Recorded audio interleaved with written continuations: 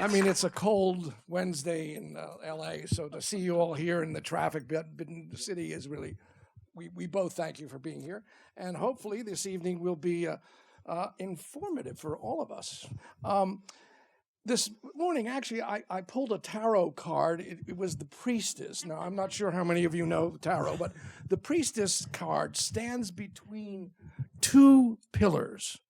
One is actually kind of bright, and the other one is sort of dark. One of them sort of stands for kindness and generosity.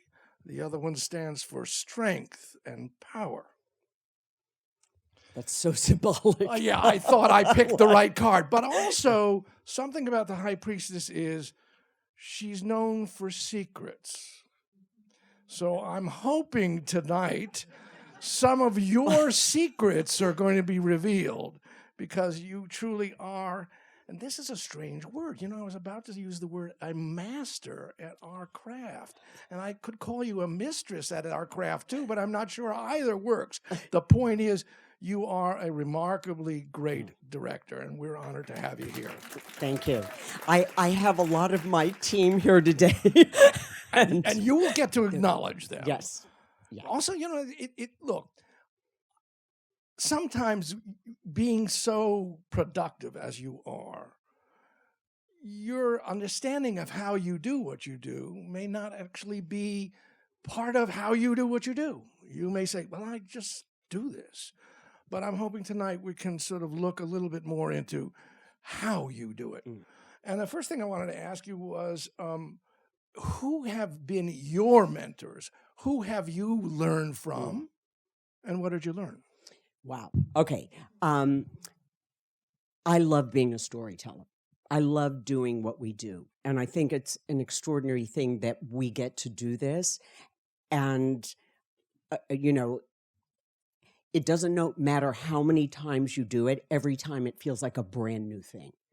You know, it's a new story. I start a new project and I'm like, oh my God, they're going to find out. I have no idea what I'm doing. You know, but I think if you are always putting yourself on the line, that's part of it. And I feel like I was incredibly well mentored. And I think because of that, I feel that it's really important to give back and mentor others. And so, you know, nobody has the same story about how we got to doing what we're doing, all you directors and, you know, everyone on the directing team. But I started off in a totally other field. So I'm backtracking a little bit because, you know, I didn't start off in film. I started off as a modern dancer and a choreographer. And, you know, this is 5,000 years ago when the American government actually sponsored the arts. So I know most people are dead or drooling or in their walkers, but so I spent 3 years in Paris, 3 in London, and then I got a grant to teach, choreograph, and perform throughout the Far East.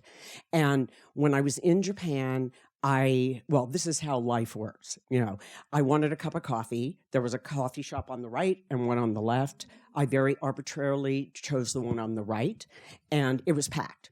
And there was only one seat left. It was with an older Japanese man. Now I think he's a young man, but I was like 25, he was like 75, and he kind of waves me over, kind of unusual. So I sat down with this, you know, older Japanese man, and he changed my life. Like if I had walked in to the coffee shop on the left, I would not be directing, because he told me a series of stories that happened to him that, even though he was Buddhist, happened all on Christmas Eve, all during different wars, and about human connection.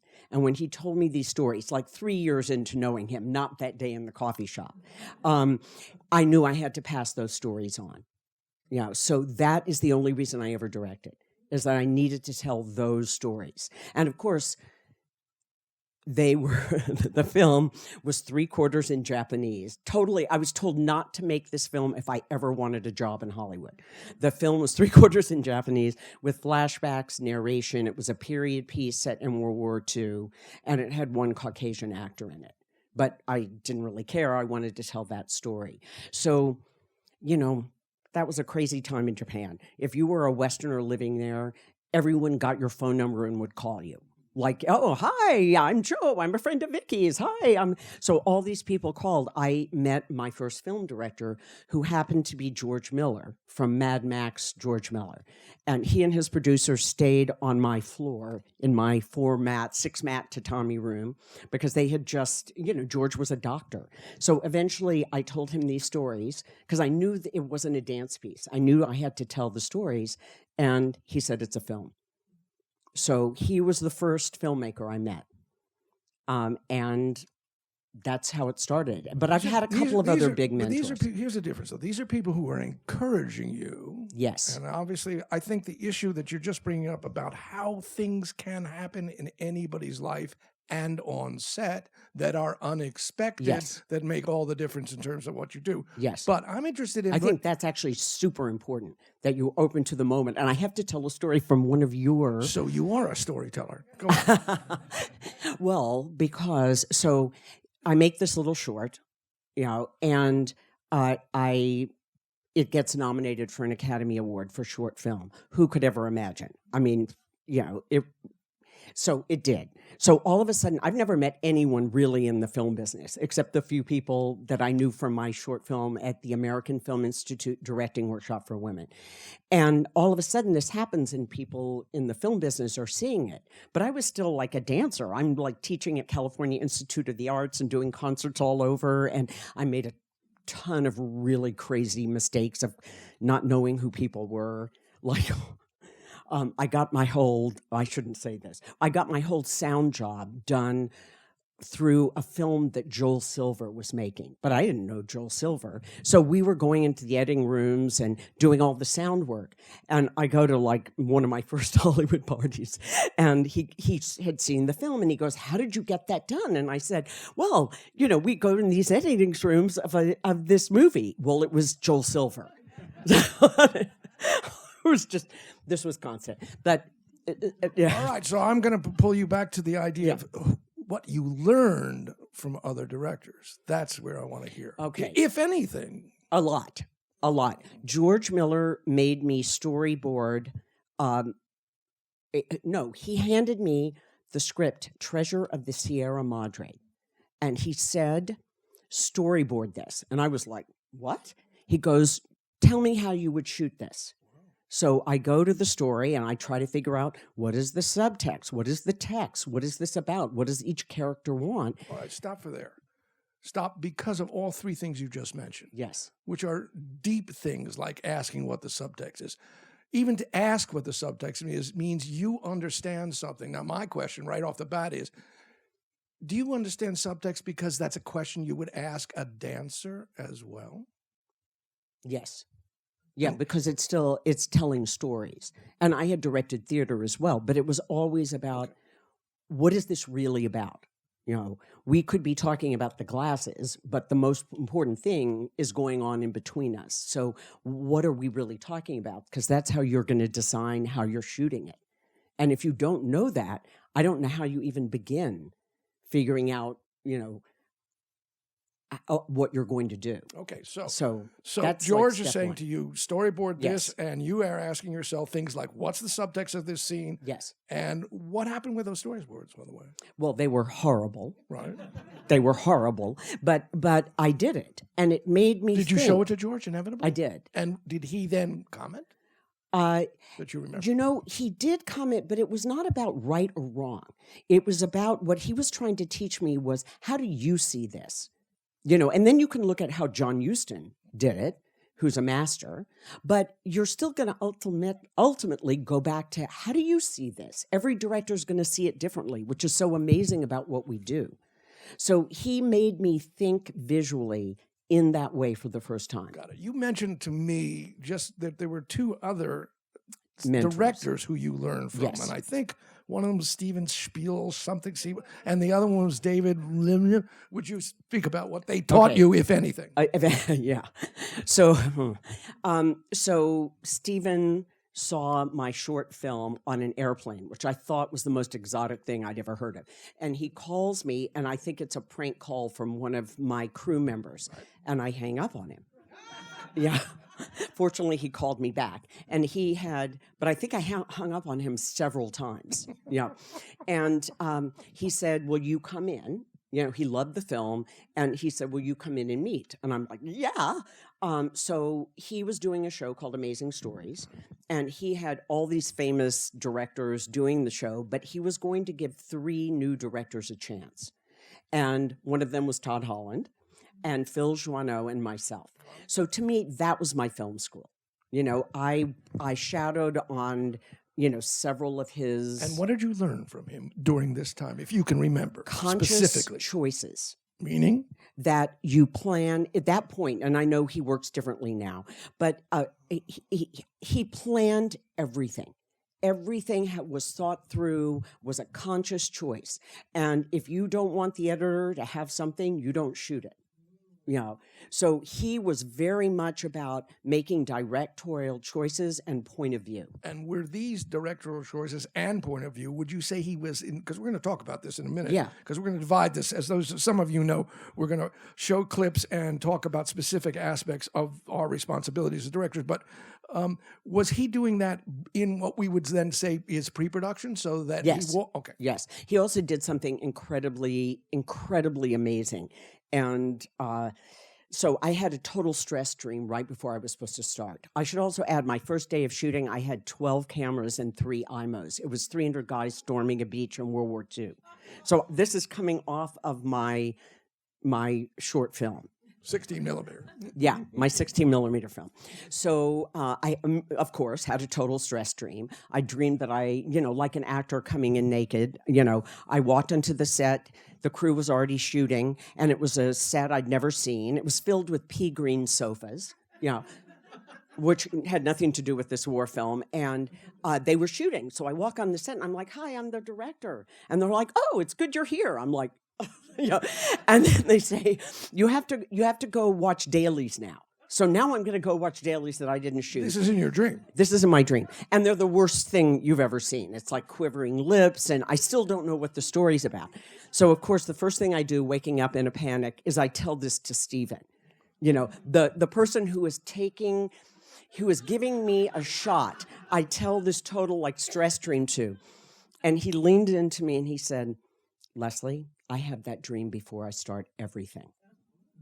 And I thought, I still don't know whether he was just doing that to be nice to me or if it was the truth, but what a generous, spirited thing to do. I will only add that he said in one of the Meet the Nominee experiences, when we were discussing the issue of doubt, he said, "I doubt until the very first shot, and then it's gone." Yes, that I'm very similar to that. Now tell us about David Lynch. Okay, so then what did after you learn that, from him? and I think this changed forever how I approach directing TV, because to me, directing TV is the same as directing a movie. You know, so you have to tell the story in the best possible way. It has to be a visual experience. You know, so Twin Peaks was my first series. You know, and I mean, you know, the scripts were like 30 pages long. You know, you could spend, you know, 20 seconds on the needle going into the groove of a record. I mean, it was, you know.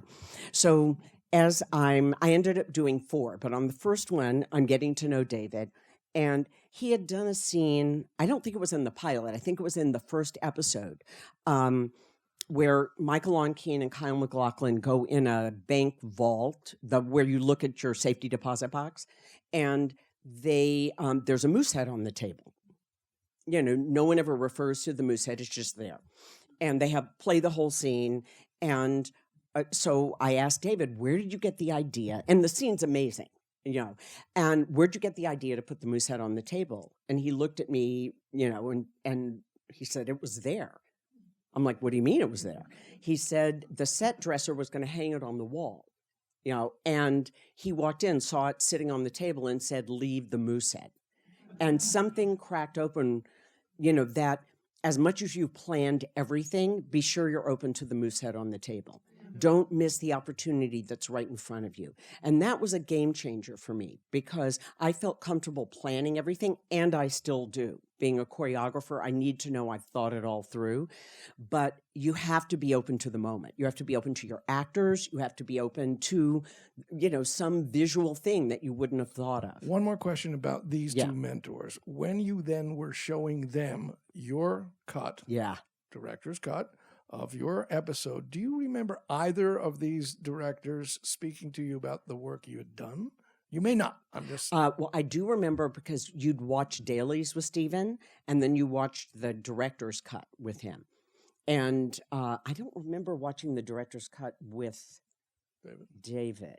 But he didn't change hardly anything. I mean, it was approached more like doing a film. And would Stephen comment to you? Stephen did comment. I'll never forget this.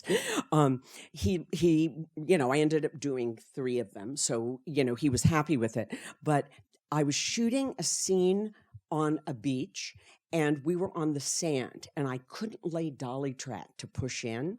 So the DP, we decided to do it as a Zoom, and it was very carefully done. And he looked at me and he goes, "I loved everything. I hated the Zoom." All right, the first clip we're going to do is from your an episode of West Wing. Yes, and what we're going to be talking about specifically, this is quite a visually stunning way you did this, but we're going to be specifically talking about how you deal with script. So let's take a look at the clip, and we can look at it there, and hopefully it'll be above our heads. I'm only going to add that with Aaron Sorkin's writing, and thank God I had Tommy Schlamme, who I feel like I learned so much about being a producing director from. Aaron Sorkin writes no stage directions. So you could have a scene with 10 people, and the only stage direction will be he enters. Yeah, what was so delicious? Well, you directed. What was so delicious about this was there was a spectacular set and a great camera person that was part of this. And you could take a scene and do anything you wanted. There was no, you have to do it this way. They have to be seated. There was whatever the director's imagination. But you didn't change words. You didn't change words. Well, let's take a look at this and let's speak about it.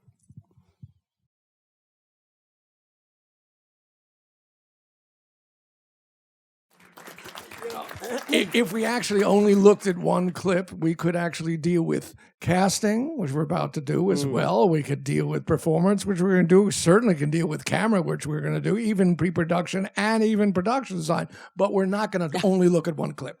But here's the question, and this is a stimulus to it, but I want this to apply to everything. When you get a script, what's the first thing that happens? How do you read it? What goes on in your mind? The head of the shot was cut off, so that's okay. But no, it's not. Because I went down the whole line of people in line before you got to him, but that's all right. Anyway, it was interesting to see again because, of course, it makes me fantasize about the politics of that time, But who's watching TV today? Let's leave that out. But for me, it was about point of view. It was all, about, Bradley Whitford. I have to break down the scene so I understand what's going on.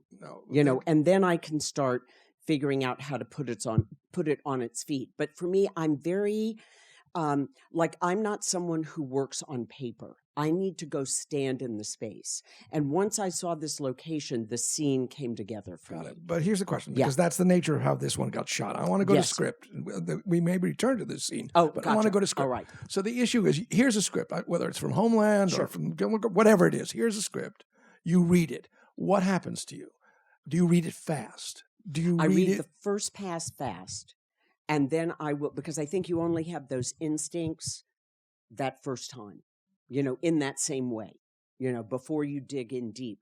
And then I want to know what are there some problems with the script that need to be dealt with? If there's something that doesn't connect for me. And since looking at those quote problems after you've read this thing the first time fast is what you said, then I take it reading it again. Yes. And in those problems, I'm going to talk about structural, character, dialogue. Where are you on all three of those areas as a director who's now reading this to see if there are problems? What's first? I take a lot of notes on that first pass, that first quick pass. Even the quick pass. I do, because I need to, like, if something's coming up, I don't analyze it. I just write very quickly. No one else will be able to read my handwriting, but I can.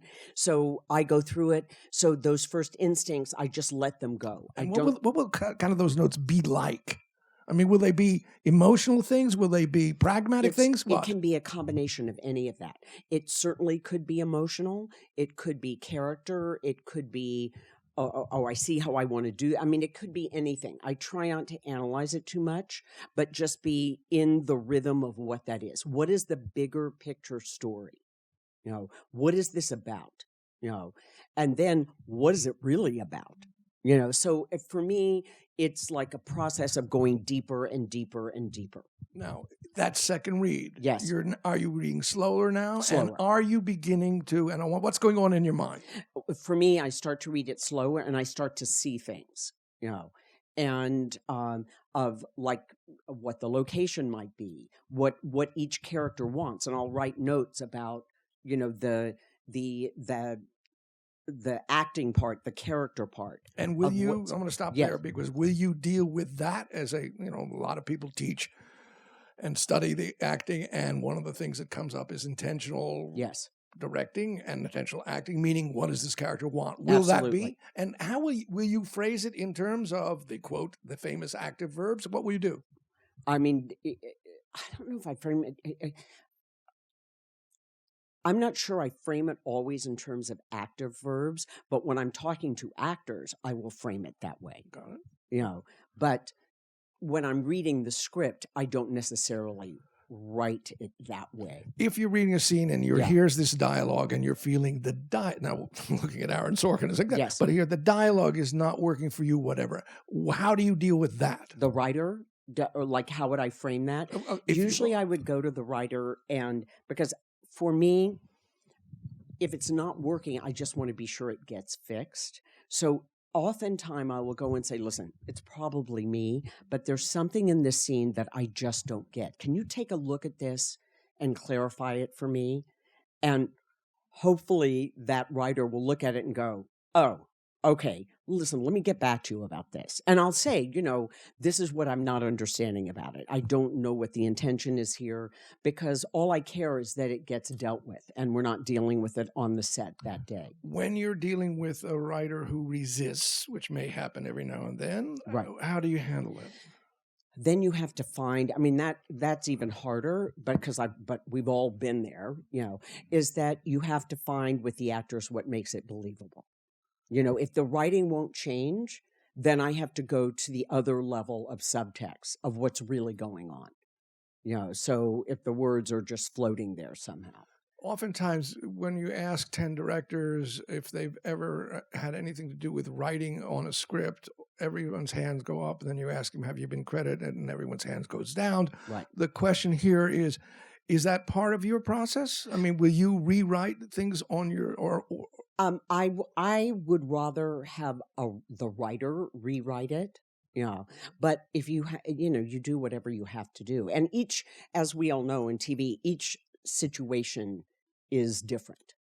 Each world we go in, each sandbox we're playing in, is a really different set of circumstances. So I don't think it's one size fits all. Of course not. Like I'm developing a lot of material, and I'm developing that material with writers and have set up a number of series and films. And, then obviously I'm much more intimately involved in the development of the material. With coming into West Wing, as a guest, you're given this material. If something didn't make sense, I would immediately go to Tommy or to Aaron or, and discuss it.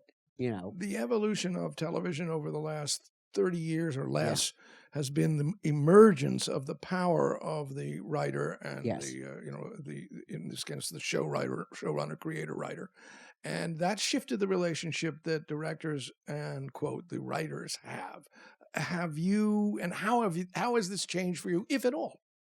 I think that's a great question, because I think it depends on the world you're going into. Like with Homeland, it really has been set up. The best idea wins, and Alex Ganza, who created the show, is really open to from all of our directors, not just from me, from Michael Click, our executive producer, and Sunday Stevens, who's sitting out there, our first AD, who's amazing, and producer. And so, it's all to make it better. If the focus is on the work and it's to make it better, then I think you can have an amazing experience. But the bottom line is, if in the final say, if Alex and I disagree, he's going to win.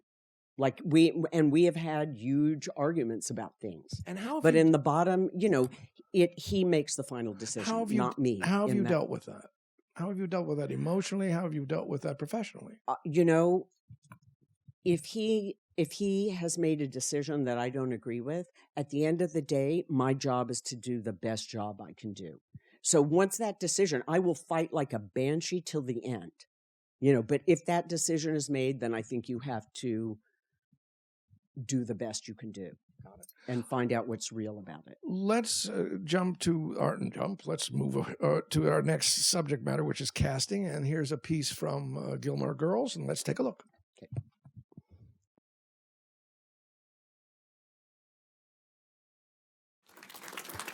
All right, so we're talking about casting. Yes. And here I am walking into your casting room for a part to play the moderator. What's your process, and who's in the room? In this case, okay, what was fascinating about this is that not almost every actor who came in, but a lot of actors who came in did not know who Jack Kerouac was and pronounced it Jack Kerouac. And Amy Sherman Palladino, who wrote, the Gilmore Girls, we decided there was no way we could cast anyone who did not know how to pronounce Jack Kerouac. Right. So that, and Officer Krupke, or at least do the research and find out, But to not know, that was like a game changer. But of course, we made this on very little money. I should also add, that was the first scene we shot. So that was establishing who these two characters were. And it was written all inside the coffee shop. So it took a lot to convince her that you needed to see the town and that, it wasn't going to take away from anything that was being said. But the casting process was a very lengthy one because to find a young actress, now Alexis Bledel had done 2 school plays when we cast her. And we read every successful actor, who had a name, who was like between 16 and 20.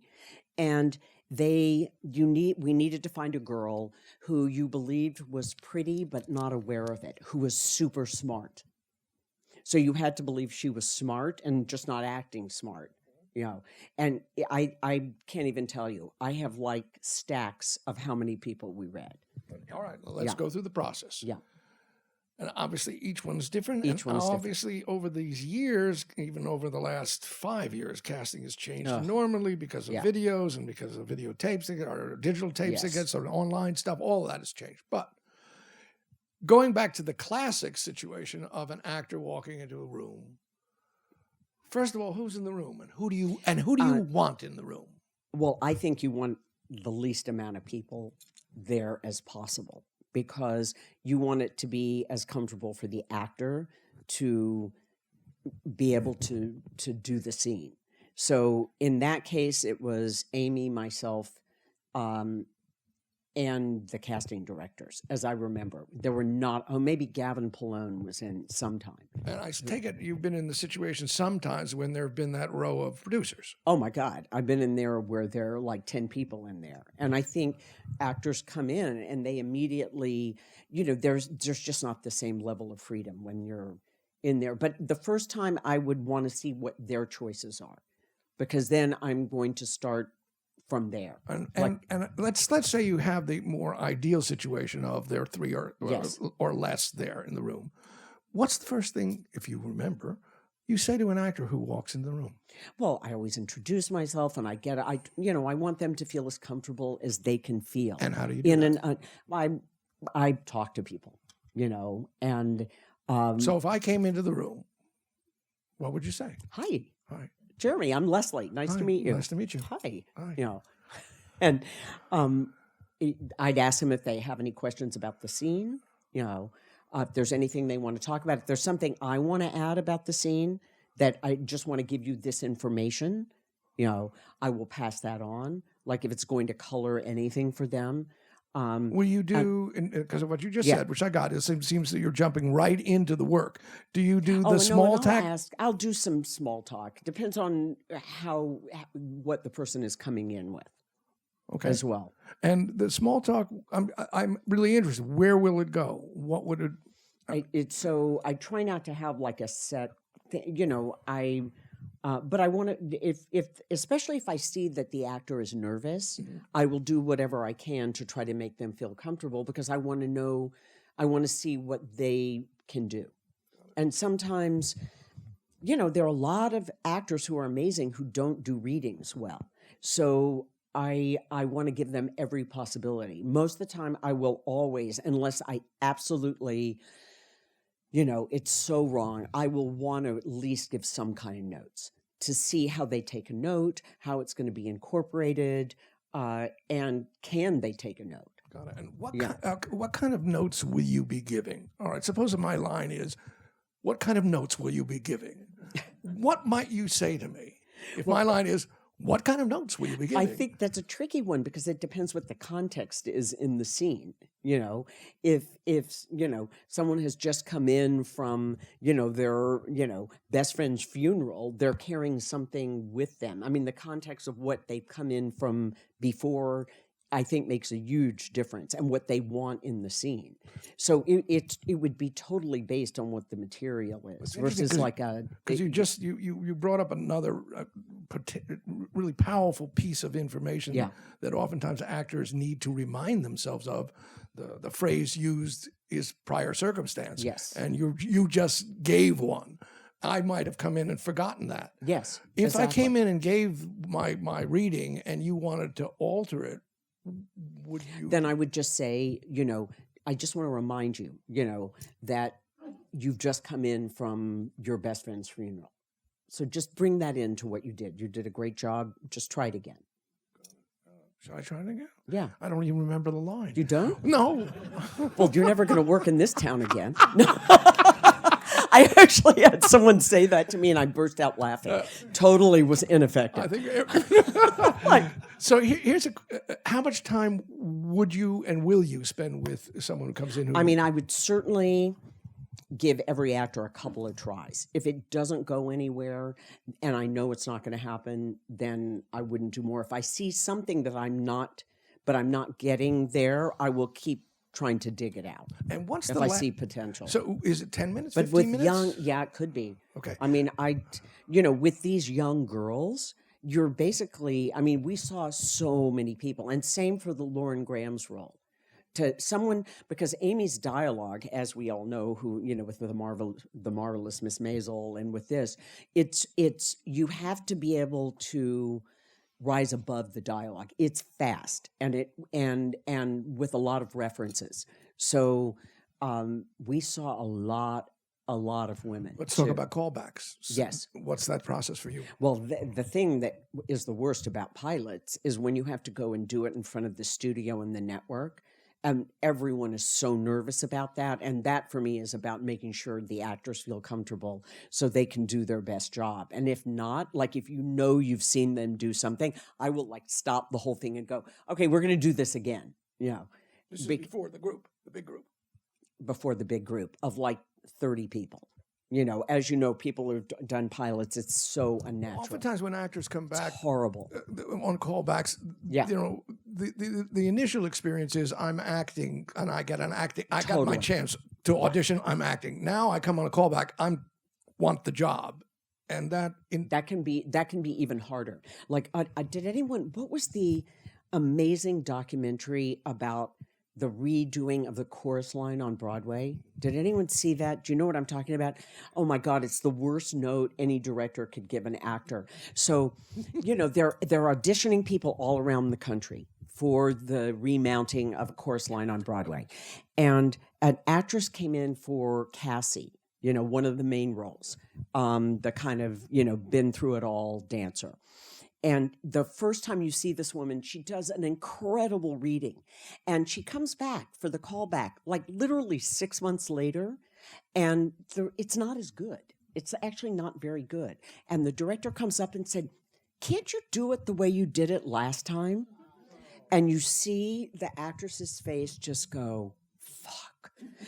She has no idea. It was 6 months ago. What do you mean what I did and she doesn't get the part. And it's heart-wrenching.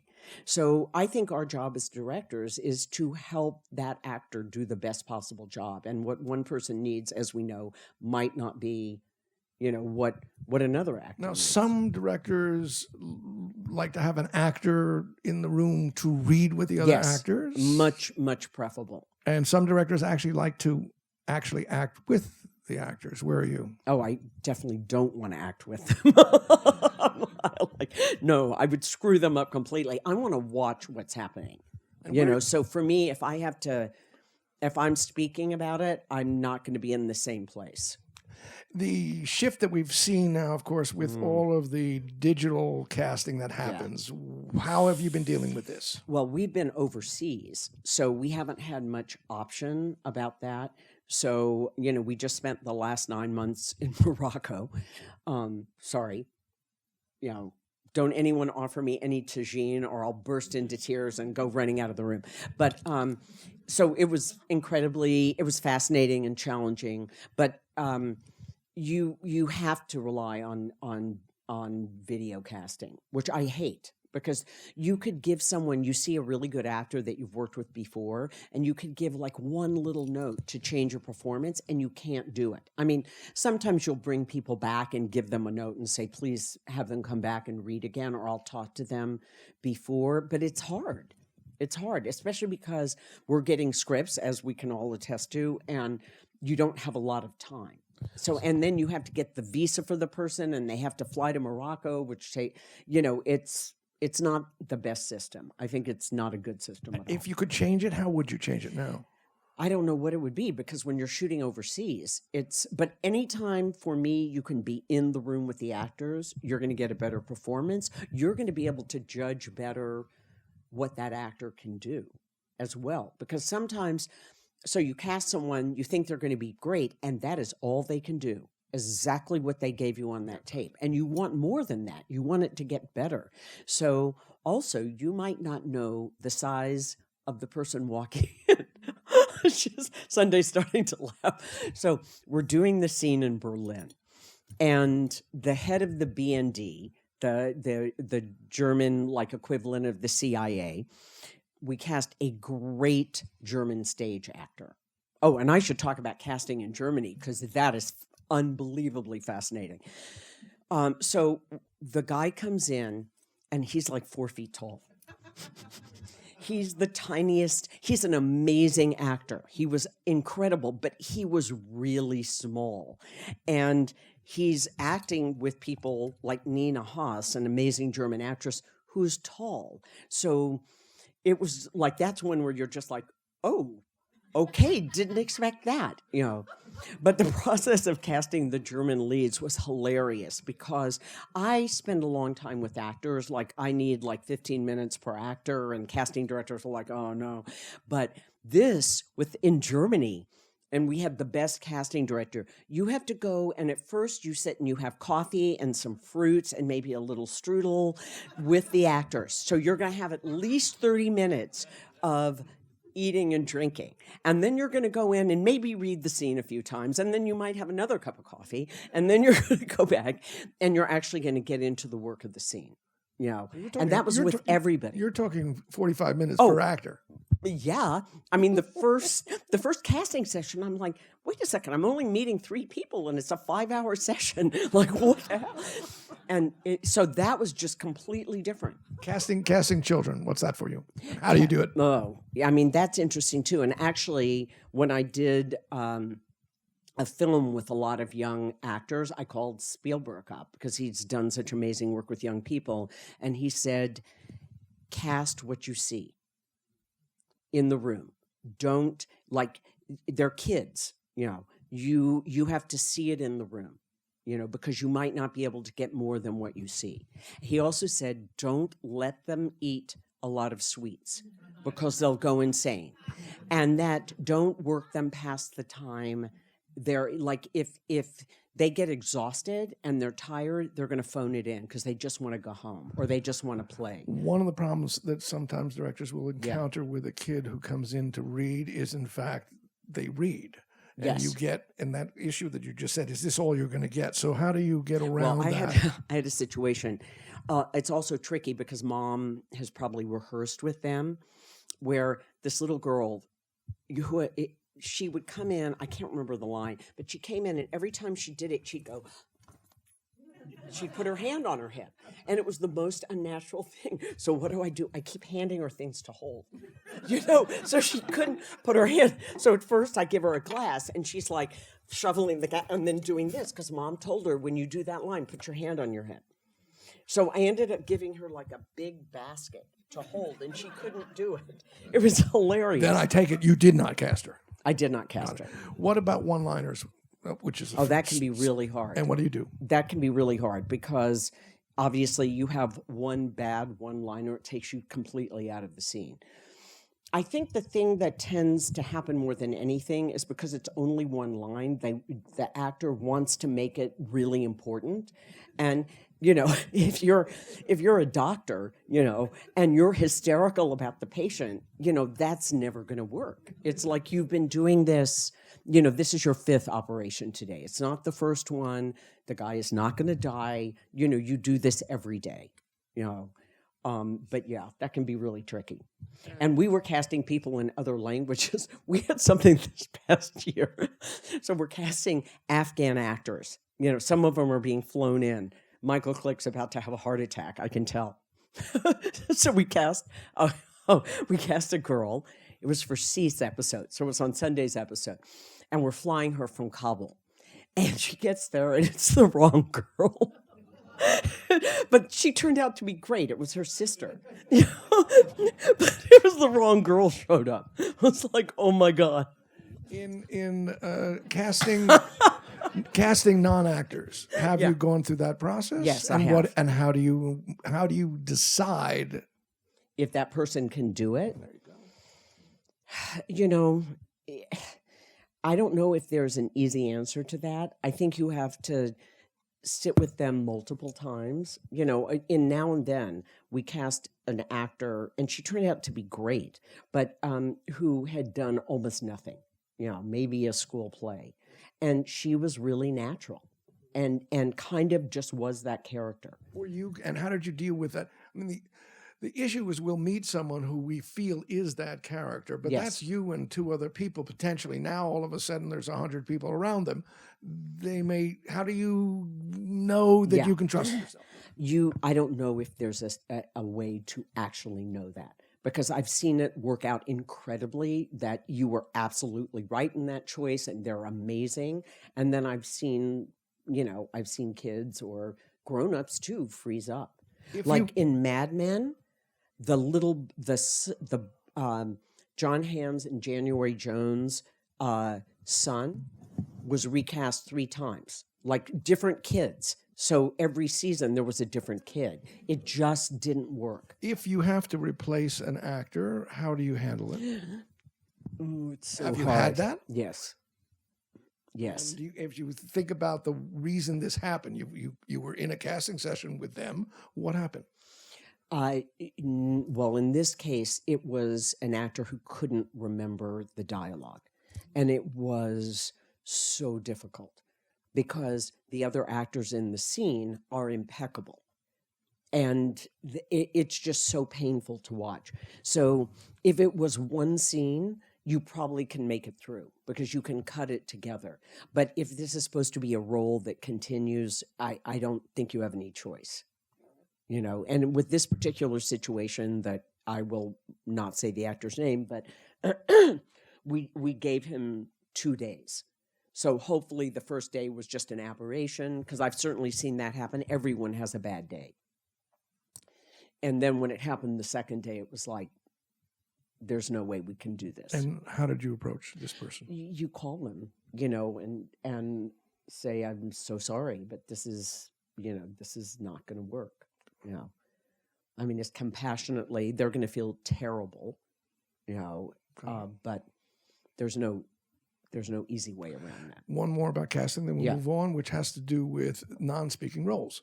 Yes. For example, in the piece we just saw, there was the guy's friend who's sitting there at the counter, has no lines and leaves, and he's definitely got a look, and he's got even an attitude. What's your process? I mean, with those roles that are actually roles, even though they don't speak, I would always bring them in and meet. I would not wait till the day and say, hey, you. I would want to know if an actor is going to be with another person, that they can act in the scene and Do you carry. recall that particular? I mean, would that person have come just to meet you, and would you have talked to them? Yes. Would you have And asked tell them to them do a what's in line or this. two or something? Yeah, I would have them do a line. I would, read them for the scene, or have them do what they would do in the scene. Yeah, I would definitely want to see that they're not going to be uncomfortable and that it's going to be a good match. Yeah. Yeah. There's more to be talked about. Let's look at a piece of Mad Men. Okay. This is going to be our discussion on pre-production. Oh, yes.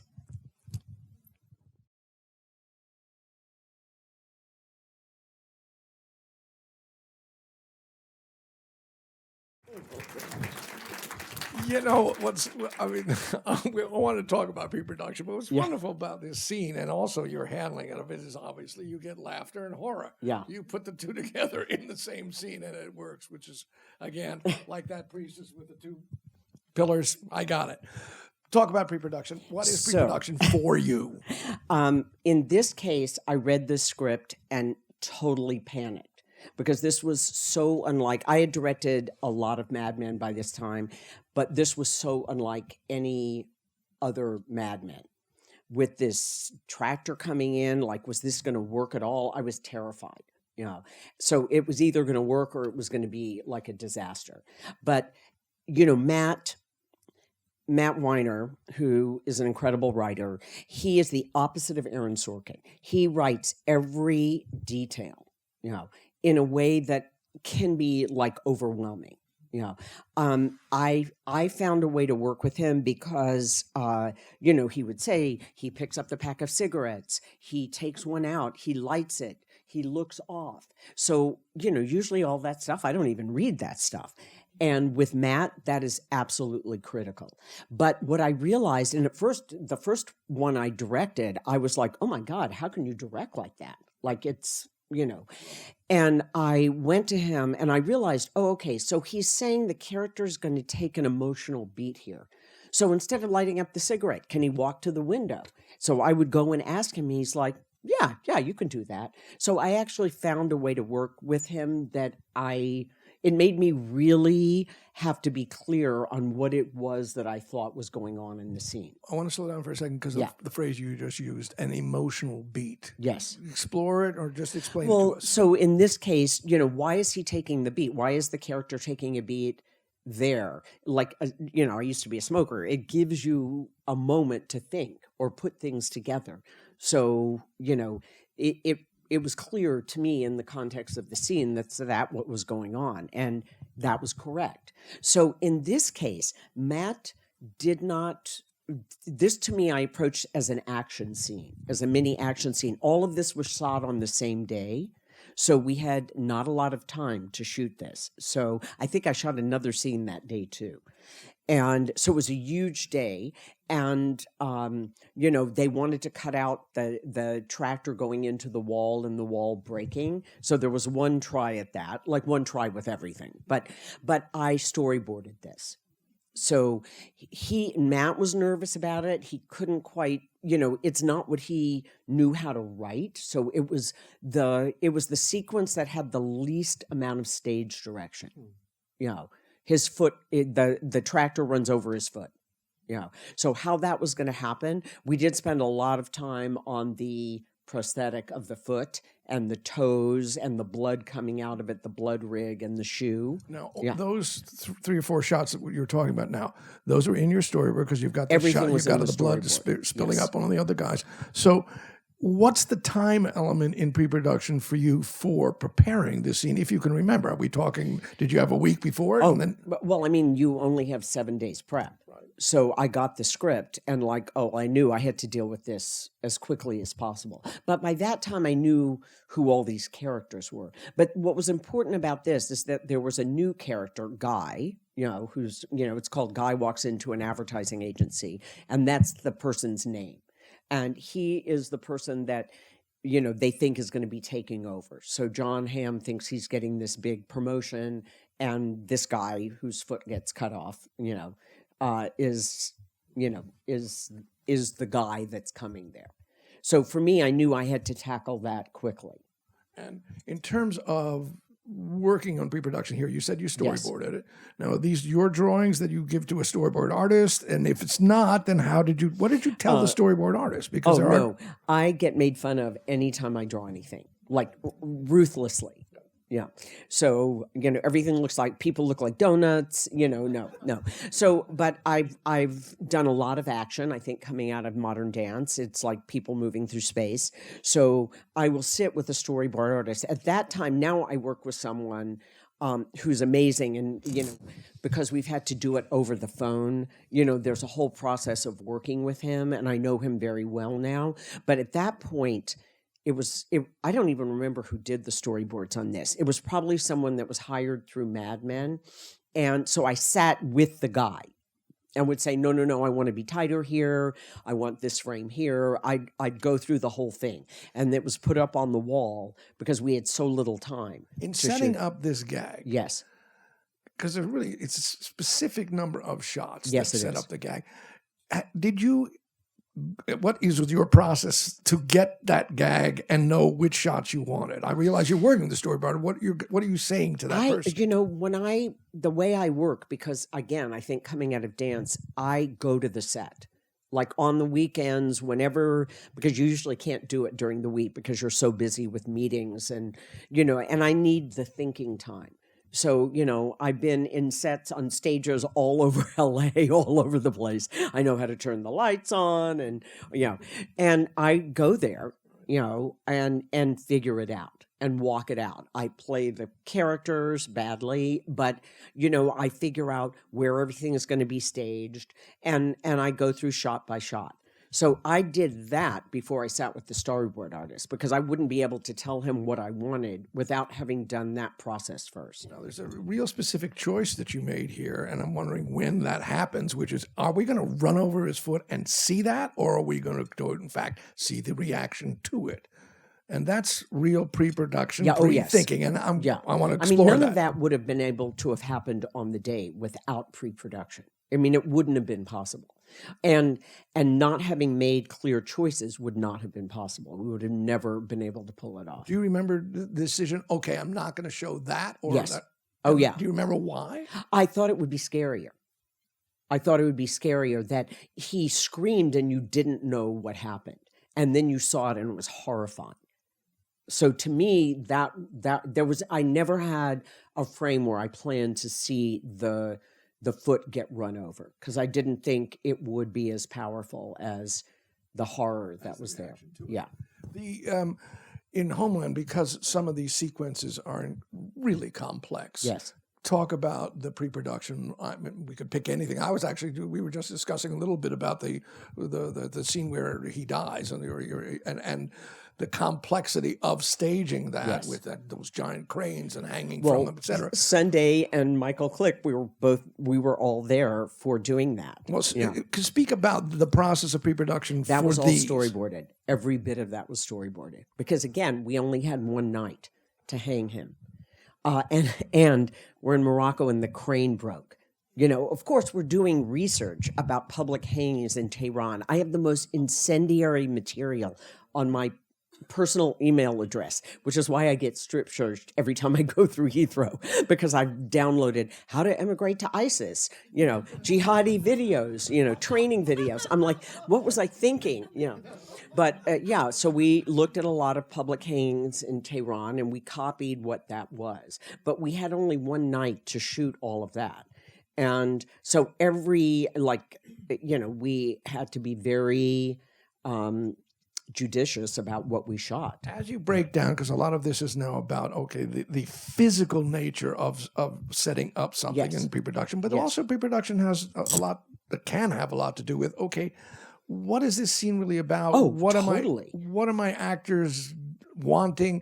Talk about that in terms of. I mean, that to me, that is first and foremost about, is like, you can't even begin to put a scene on its feet without knowing what's going on for your characters. Because I don't really care about blowing up a truck if it doesn't move the story forward. You know, if it's not going to have some emotional impact on the characters that I care about. You know, so for me, it all has to start with character. And what will be your sort of pre-production notes to yourself to help you get ready for that moment of shooting? What will you be putting down? What will you be observing? I mean, it will all come from the script. It will all come from the material, and it's scene by scene. Point of view is critically important to me. And explain, You know, explain. whose point of view, who is taking you through this story? How am I seeing this? And when is it objective, and when is it subjective? You know, and that's, you know, that to me determines on how you're going. Speak to that, because Yeah. the difference between subjective and objective for you. What do you mean by this? So, you know, if it's, let's say, Carrie Matheson, if Carrie is taking you through the scene, like there's a clip that we have from Tradition of Hospitality, which is our first, oh my God, when we were in Berlin, I get this script, you know, we get this script, and, you know, we're finally shooting Berlin for Berlin. It's such a relief. You could turn the camera anywhere. And we open up the script and it says Syrian-Lebanese border, refugee camp. And I thought it was a joke. I thought they had sent us like a bogus script. But no, we had to create a Syrian-Lebanese, you know, refugee camp on the border, which we did. But in Germany, yes. And, you know, we were just kind of getting familiar with what it was like to shoot in Germany. And you know, they had never done, they'd done either huge movies. Obviously, there's a huge tradition of filmmaking in Germany. But they'd never done what we do, which is try to make a TV series look like a movie and continue doing it for 12 episodes. You know, not just for 3 weeks of shooting or whatever. So that, it was a big learning curve, you know. And you know, I speak a couple of languages, but German's not one of them. And that particular day when we see the clip, we needed four identical Sunday. We needed 4 identical Mercedes to make the days work, because we had, again, limited time to tell the story. And what happened? The cars don't match. They show up and none of them match. And, you know, but to the Sunday's having a heart attack over. And they had things like, one even had like a TV in it, you know. So I'm like, okay, we're going to cut the TV off. Michael Click was going to have a heart attack, you know, to try to make it match. It was nice. Let me jump back to pre-production in terms of your notes to yourself. Yes. That are going to have to deal with what you said, objective and subjective. Yes. And I assume you, Carrie Matheson, if this is her scene. So, what do you mean by an objective scene? Where you're seeing the whole picture. You know, so we go back and forth. I always go back and forth between the two, but most of Carrie, of the first part of the scene, I shot the man who's giving the speech, but it's not from his point of view. So I mean, so it really is her watching. We've gone into a very dangerous place. She doesn't know what's going to happen. She doesn't want to be there in the first place. So it's very much about what she's seeing. Now, yes, you see a big wide shot of the camp, But the feeling of the scene is from her point of view. Got it. One more. If you're seeing within an episode an quote arc of a character, particularly if there's going to be a real emotional shift. Yes. And there are a number of episodes with Carrie in particular where that happens. In pre-production, in your thinking, how do you tell yourself what you may need to do to make this work? Well, I'm a big note taker. So I will put that into my notes on the script. I still use paper scripts because of that, because I write so much down and I write notes, and I haven't been able to do that digitally yet. What will those notes look like or be? It's scene by scene, but it's like what's going on for the character. What does she want here? Where she is emotionally. It's all in there for me. Got it.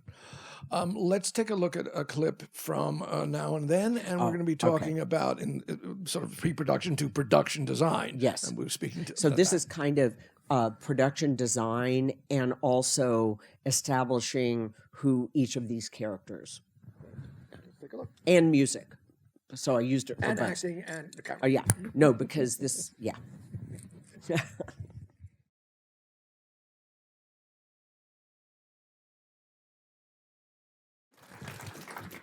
Production design. Yes. First of all, I would just ask the big one: locations versus Huge. sets. Yeah. I think you need both. But, let's say with Homeland, we're primarily a location show. So, there'll be 2 days in of an episode. So mostly we're on the road. With this was all. Did we build any of those rooms? I think we built a couple of those rooms, and I had a very specific shot designed where I had 2 girls on a roof talking with a love story playing on a movie, a drive-in movie screen in the distance, and that was all done on stage because it was impossible otherwise. But for me, the production design was about establishing who each of these girls was very quickly, And I wanted to create their worlds and who they were, and I wanted the music to reflect that as well as the design. So what's the dialogue between you and your production designer? It was, who is each of these girls? Samantha was about science and reading, and, we talked about color palette. She was in the blue colors, so it was all decisions made beforehand, when we were looking at things. And also, when I was thinking of 1971, which is when this is supposedly set, I thought, oh, hippies. Well, in Shelby, Indiana, it was like it had not come to that. It was much more innocent. It was much more, mid-60s is where it kind of stopped. So it was not protesting Vietnam. It was a whole different kind of world. Finding that location was huge. And how did you find it? We scouted all over to find a new development where the houses all looked exactly alike, but it couldn't be old growth trees because they're talking about, the new development when new is in and old is out. So and that was tricky to find. What do you do when you're in that van driving around? I think you can't. No, what do you do? What do I do? Yes. You keep looking until you see it. I had a pretty clear idea where I wanted to set all these houses.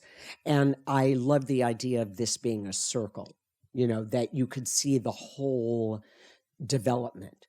So for me, finding that, I looked at dozens of them to find that. And what's your temperament when you're in that vehicle and you're driving around and around and around? I should probably ask your associates Why don't here. you ask that? But we've spent a lot of time in vans together. Having a sense of humor is really important. How about music? Is there... But not in the van, no, not so much. But yeah.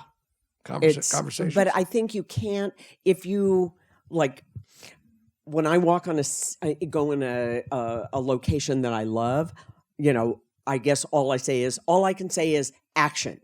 I know immediately if that's the place. And if I had to make something work, And sometimes, if you have 3 moves in a day, somewhere you're going to make a compromise, and you have to be sure you're making it on the scene. Like I say, is it a 25-cent scene or is it a $1 scene? If it's a $1 scene and that's what turns your story, you've got to do it exactly the way it should be. If it's the 25-cent scene and that's the one you have to compromise somewhat on, you're going to have to make those compromises. Do you second guess yourself? Sure. I don't think you do. Yeah, I try not to because it never helps. It used to be I would worry equally about everything. And now I try to worry about the things I can actually have an impact on. And that is very helpful. But how are we in the van? You can answer that. What does she talk about in the van? Any suggestions here? Well, there are dozens of photos of Michael Click sleeping. Well, I want to go through, in fact, that issue though, because this is a we've also shifted in terms of you can send out somebody with a video camera or an iPhone and record a set for you, a location. Right. How has that changed for you? Is it changing for you? What do you do with it? Or do you want to be there? Oh, I have to be there. I mean, we can look at pictures and go, oh, this will be an interesting place to look at. But as far as like actually making the decision, no, I think you have to walk in it. Got it. And see how it's going to feel. And then if it feels right to me, I can see the scene completely. I see it immediately, how to do it, where people are coming from, how it needs to play out. And if it doesn't work, the space doesn't work for me, I can't figure it out at all. Using this as an example, there's a large crane shot that comes out when they go outside that. Did that shot emerge as you were on location and scouting and saying, oh, this will be out? Yeah. So you didn't have that shot beforehand in your mind. No. This was no. So the location spoke to you. What I did have to plan was the transition from when they were older to when they were young, because I wanted it to be exactly the same move, so it would be clear what was happening. And we had to, oh my God, transport a tree. So there was a dead tree that we cut down and moved to the backyard of this house, and the tree had to be assembled again, but it had to be built so that actors could be in the tree house. So it needed a huge amount of support.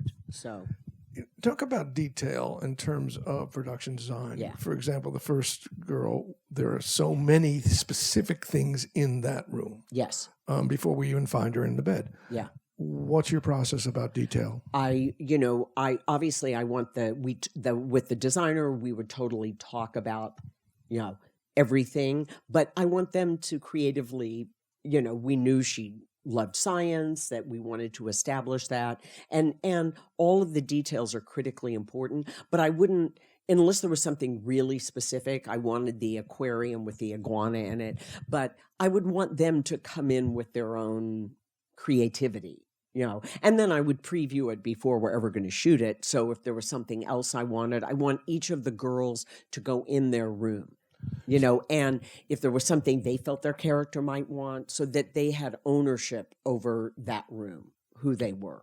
I want to jump to part of production design, which is really costume, which is not part. It's its own thing, but it is design. But before I do that, in terms of when you're knowing we're going to have a time crunch, because that's the nature of all filmmaking, how are you talking both to your location people and to your, let's say if you're going to design and build something, are you saying, I know I'm going to shoot this, or do you need to be there and then say, we only need to build this much? Where are you in this process? No, at this point, I would definitely look at something. If I'm not going to see, I will have had to have gone there. I don't, but if it's a scene, again, a 25-cent scene, and it's going to save time and money to shoot this way and not, if I don't need to shoot that way, I won't have them dress it, because I'd rather put that money someplace else where I'm going to see 360. And just looking at this first piece, and also all the pieces, because you just mentioned something which is powerful, which is asking the actor to come and inhabit the set to see where they're going to be, but also the issue of what they're going to wear. Yes. Where are you on costume? When do you start thinking about it? As soon as you have your actors, and what they're going to look like, what kind of, like those were very specific, that was a very specific way of dressing then. And we looked at a lot of Sears catalog. because that's where people were buying their clothes from. And I'm thinking about Carrie's various, Yes. again, go to her very specifically Yeah. because there is a wardrobe. There's even sort of a development of wardrobe with Yeah. it.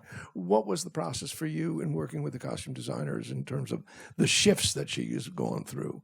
How do you deal with with it? Homeland, it's not a big cost. I don't want to say that because we've been all over the world, so we do have, Afghan, Pakistan. We have a lot of wardrobe, but it's all very realistically real.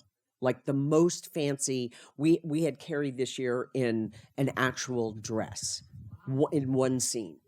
Yeah, in one scene only. But usually, like the fanciest she gets is like a theory suit. She is not really concerned about, wardrobe. The character is not concerned about it. So it's much more functional.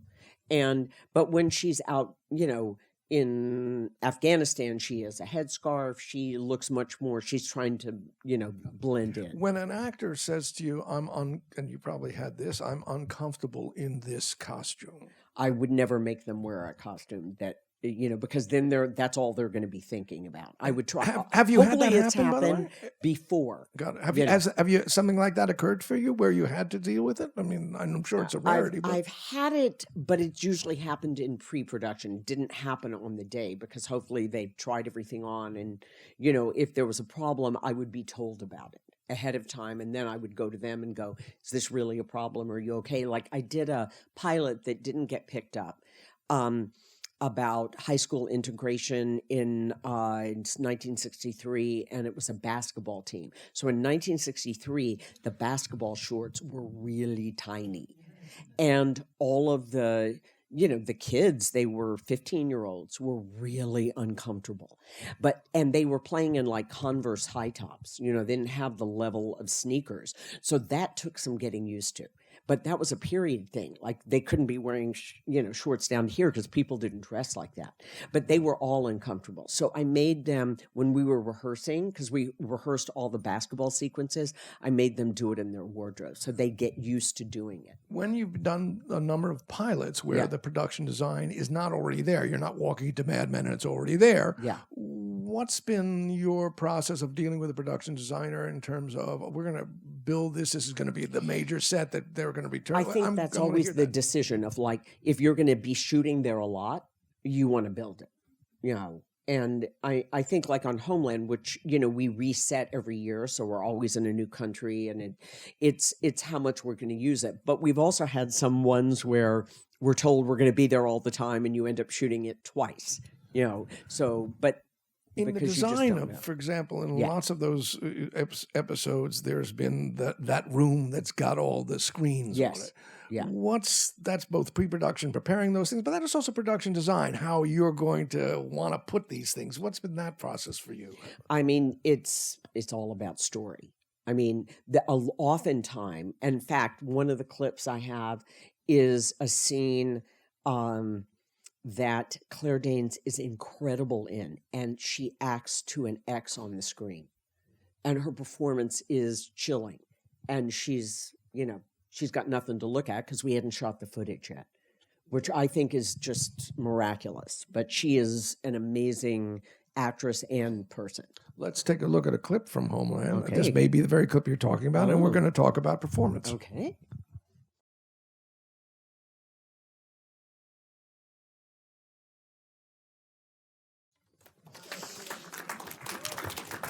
Okay. I'm going to start the discussion by asking you, what's your homework before you walk onto the next day of shooting? Oh. That night. Okay. Well, I've already planned everything for the whole shoot, but I go back and look at the scenes, and really read them again, and then look at what I've planned, hopefully with fresh eyes. But yes, I do that, before every night of shooting. Now, this situation, another one where I was in total panic mode because I got the script and like 40 pages played in one room. And I thought, what am I going to do? What fancy moves can I do? And how am I going to keep this interesting? And I was really terrified. And Michael Cuesta, who directed the Homeland pilot, he said something amazing to me that comes back all the time. He said, don't be afraid to be simple. And that was such a beautiful thing to say. And what became clear to me, and because this scene with Claire and Damien goes on for a very long time, because here you have a man who has been captured and held prisoner for 8 years. So he's been interrogated over and over again. Even in a very long scene, what does that actor have to do? What does that character have to do to break? You know, what are going to be the chain of incidents and turns? So I marked that out in the script. You know, where did each turn happen for him? For Brody to be able to say to her, yes, there's an attack planned.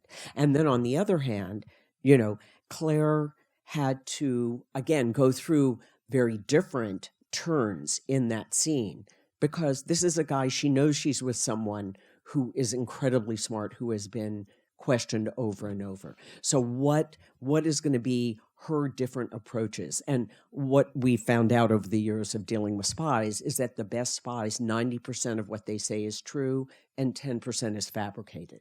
So she made it very personal. Very personal. And there are lots of turns in the scene, but they're at different times than the other actor. So I talked to each of them separately about this. You've marked these turns in your script. In my script, yeah. You've been able to go to sleep. Maybe. Yeah. I don't sleep great. I'm actually asking that question. Do you? I don't sleep well. No. You've gotten up in the morning early. Yes. And you've gotten to the set. When do you like to get to the set? Oh, I get there at least a half an hour before. Got it. Yeah. And what do? I go through everything again. Meaning? I just want to be in the set. I go through my shot list. I just want to be sure everything's there. And also if it's a new set, which, you know, this was built for this sequence, I want to be sure if it's the first day that if there's something I want to change, that I'm not springing it on people, that I go in and go, you know what? I really need a different table here. Or, I mean, hopefully I've previewed the set before that. But who are the first people you talk to when you walk onto the set? In the morning, if it's Sunday Stevens. Do you talk to your assistant director first? Well, we usually get there around the same time. So, yeah. But I'll get there so I can go through everything. And you're going through, in a sense, your shot list? Yes, but also I'm looking at the scene, being sure that it all makes sense to me. When and where do you see your actors the first time in the morning? Well, we'll have a private rehearsal. Talk about we always have a private rehearsal. Talk about what that is and what happens. That's just the actors, myself, the script supervisor, the DP, and the AD. And what happens? We break the scene. You know, it's all about the acting. It's not about, up until I want to be sure the scene makes sense, and it makes sense for the actors on every level. And then, you know, we'll go through. I've already talked to the DP by that point anyway. But if things change, like I want to leave it open to see what the actors are going to bring. Now, here's a very long sequence. Would you have, this may have been shot over a number of days, would you have? No, this was shot all in one day. So would you have, how much time would you have spent in rehearsal? This was a long rehearsal because it was a long. What's that? I had gotten together with the actors before, but this with Rupert, this was his first big scene. So it was establishing who his character was. So that was a very challenging, that was a challenging rehearsal because it was trying to establish this character in a few scenes, but big scenes. And what became it was interesting because it just wasn't working. Yeah. This is in rehearsal now. This is in rehearsal. And I couldn't quite put my finger on it, but he was very busy. He was moving a lot, you know. And it just, within watching the rehearsal, it just became clear he needs to be still. Let's see what happens if he doesn't move at all. And what did you say to him? And I just said, you don't need any of that. Just try it where his power is in stillness. And all of a sudden, the character was there. It was like that character, Quinn, came alive. And we both knew it. It was like we looked at each other and went, yeah, that's it. That's who he is. Now, there are, in rehearsal now, even using this scene as the example, you know, Brody breaks down. Brody also has a reaction to this violence. what did you do in rehearsal, if you remember, dealing with those two elements in this scene that require him to get somewhere? What did you do in rehearsal? You know, these two actors together were so amazing. Like my fear of having this much time in one room with just two actors, I'm in there with Damian Lewis and Claire Danes. I mean, come on. You know, these two actors are amazing and they're like racehorses. So you give a note and you see that taken internally. It was amazing. So I had spent, I had talked to each of them individually, and then When? Before the day. So we had talked about the scene, about where those turns were, and I didn't talk to the other actor in front. I didn't want it was privately done. And then we shot the first take. We did 3 takes of it and we ran it together as a play, because they were actually broken up, but it was all so much part of the same scene. And I think Cliff, do you remember? It was like 27 minutes. It was really, yeah. And I remember I was sitting next to the writer, the late, great Henry Bromell, and we started the first takes. We're seeing both of them on the monitor, in the 2 cameras. And he grabbed my hand, and it was so chilling. The performances were so chilling that I thought, this is going to feel like forever. It felt like it went by in a second. In terms of this particular scene again, and both rehearsal and then, let's stick with the rehearsal for again. Yeah. When the violence happens, Right. in rehearsal, did you get to see, for example, his reaction to it? And it's a very specific kind of reaction. Did you guys discuss it in rehearsal? We discussed it, but we didn't. I mean, that didn't happen until we did it. Got it. Okay. Yeah. Now, you've rehearsed the scene with this group of people watching you rehearse for a certain amount of time. And by the way, let's say on where it's not as long a scene, how much time will you devote? You've walked on the set, you've felt it for yourself, if I understand it correctly, and how you're going to work the day. And now you've got your actors here. This is before they've come from makeup, or they're going to go back to makeup? Yeah, usually. Well, it depends on the actor, but okay. Yeah, but usually before. And you've worked this scene. How long might you spend in rehearsal? Well, this was average. This is very special.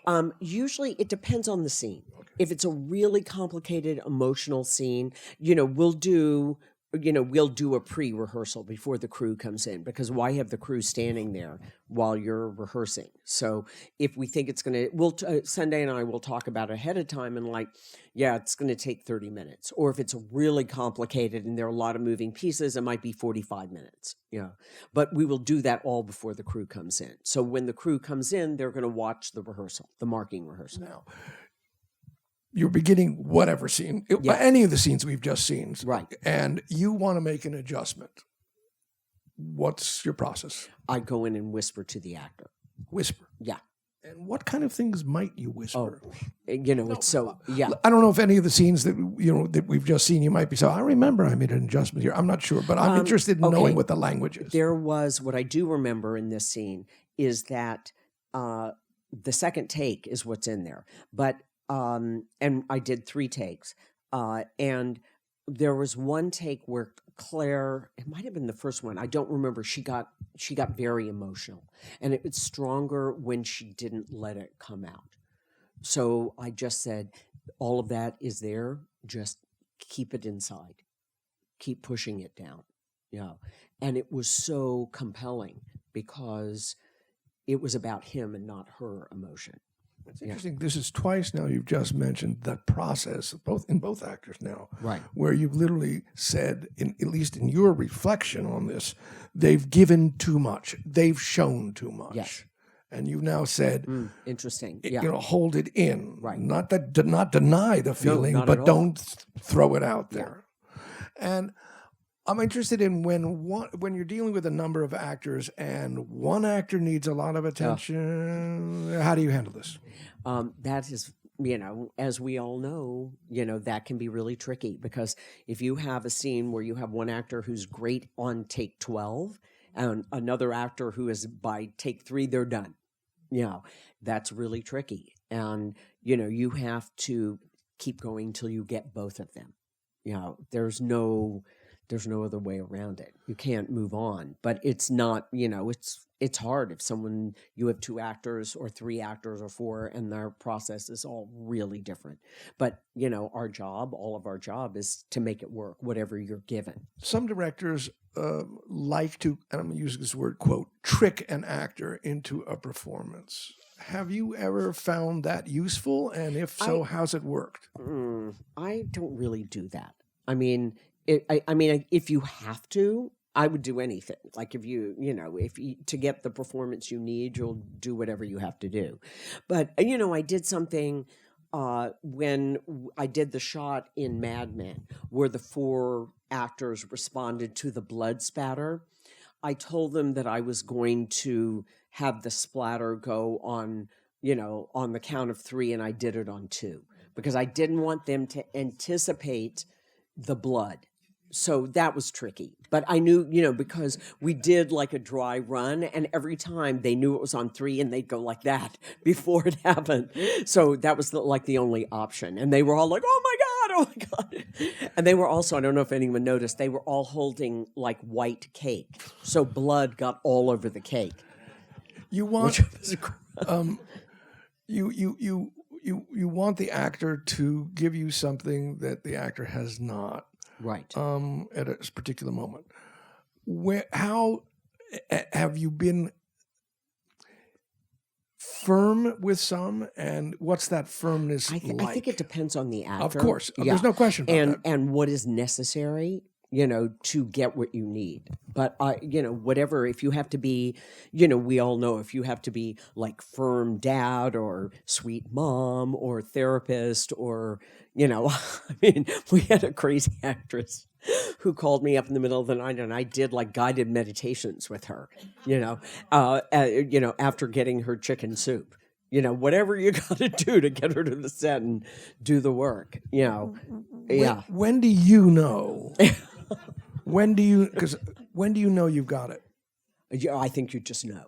You just you're there watching it like, well, that's the scene. It seems like you just, So, and the actor knows when you know. I think the actor. And what will you say? That's it. Yeah. I mean, will you say great. That's it? I mean, whatever. I don't know what comes out of my mouth. I love that's it. The worst thing that I do, apparently, which I'm not aware of, is I get very invested and I will say the words. And sometimes I say them out loud, which is very bad. So no one should do that. But I've definitely heard Claire going, I can hear you. I mean, I get very invested. So, but I think when you've got it, it's like, oh my God, that's it. And where do you like to position yourself? And I bet this has changed over the years. Yeah, where it's do you tricky. Position yourself? I like to be in there with the actors, but when you have multiple cameras, I find that really hard. Because I do want to see the frame. So I kind of jump around. Yeah. But yeah, I was always just in there with the actors in terms of seeing what they're doing. But now with multiple cameras, I find that hard. When the actor says to you, I can't, this is the best I can do, and you have not gotten what you want, what do you do? You go again. And what do you say? Sometimes I'll do like, this is the ancestor take. I have it. Don't worry. We're good. But let's go one more time. This is the one for free. And sometimes that will ancestor? be That's a great, why do you use that word? Yes, this is for the ancestors. This is for the gods. This is the those freebie. Ancestors. Yeah, those ancestors. The higher power ancestors. And what do you do when the actor says, I don't think my character would do this, and I've been on this show longer than you have? I've had that. I've had that with a number of people before. Like, there's one particular actor who I actually adore, but anything you would have planned, like the one place you would want him to not sit, he will sit there. So, what you find is then go stand there so he can't sit there. If you don't want him to sit in that chair, you better be standing there. Because that will be the process. He has to be a contrarian, So that became the best way to do it. And Yeah. you can't always do that where they're going to sit or sit down. Yeah. What do you do when the actor says, and not necessarily that I've been on the show longer, but I don't agree with this now. Hopefully that got worked out. But if it didn't, convince them to do, okay, you might be right, but give it, and sometimes they're thinking about just that scene and not what has to happen 3 scenes later. So I would say this works great for that, but what you have to do 4 scenes down the road is this, and that's going to be the same emotional beat. If you do this here, then, and that has worked most of the time. If you have done your homework and you know that, then you can say that's why I need to try it this way, or then you'll negotiate, do one for me and do one for you. You might be right, but just try this way for me. Have you been surprised ever when you liked it on the set and said, that's it, and now you're watching it and you're saying, oh my God, what was I thinking? Yes. You want to go put your head in the toilet. And what's that been for you? I mean, obviously it's horrible. rare, but what do you think happened if you actually examine that moment? I wasn't really watching. I wasn't really in the moment. Something took me away, because then, and also, if you haven't been able to change the script in a way, if you have a scene that's not a great scene, I think it's harder work for the director and for the actors to make something playable. So, if you know that going in, sometimes something comes out much better. Something that you didn't think was going to be very good comes out amazingly. You're like, whoa, I didn't see that. But those are the amazing surprises that happen. Let's talk about surprise, both in terms of performance and, this is also in staging itself. Yes. Can you give examples when you say, I never planned this and? Well, again, I always have a plan, but I always want to see if the actors come up with something I couldn't have thought of alone in a room. So that first rehearsal, or maybe 2, is I leave it completely open. And if something amazing happens, I'm going to go with that. And if not, I'll start shaping it the way I want it. In that first rehearsal, again, we're talking about, Yeah. Do you want them to, quote, block, or do you actually want them to sit down and Well, I'll first read the words, and if there's anything that needs to be discussed about what's going on for the characters, we'll talk about all of that. And where will that be done? That's on the set. And will they be sitting in their, chairs? Where are you doing it? Yeah, sure. But they're not anywhere, blocking. or if it's a bedroom, on the bed. Yeah, but not blocking. And then we'll put it on its feet. And if something amazing happens, fantastic. And if not, I'll what if you came in the door and picked up the pitcher, and then went over and got a banana out of the refrigerator? Well, I had that plan anyway, but that's okay. Like if it did, So now that's an interesting issue, because there's some actors who, in fact, when you ask them, "I want you to go over there," they will say, I "Wait a wouldn't minute, say it like that. I would say, how will you say it? Why don't you try? Let's just try it and see what happens. Oh well, okay. So she doesn't go to the refrigerator; she ends up going to the dresser. That's fine. So you will have thought about it. But but this is really this is of value. Yes. You have preconceived how this is going to get staged, right? But your language to them would be a suggestion versus you're gonna. I found it, for me, it doesn't work as well for actors to just say, go over there and do this, walk over there, because they're always going to feel outside of it. They're never gonna have the ownership of what that scene is, And hopefully you've planned things that are. I had a scene in the kitchen with like 6 characters, and that could be really tough, but I had movement that made sense. You go over, you pick up the bread, you go over here, you pour the juice. Like, it was behavior that, and the one character who was sitting, it made sense they were sitting, and the whirlwind was happening around them. So whether, that's going to change a bit in the blocking of it, but I never want to come in and tell the actors exactly what to do first off, because I want to be sure that there's an element of surprise that can happen. I want to talk about one other idea before we go to camera, and that has to do with character. Yes.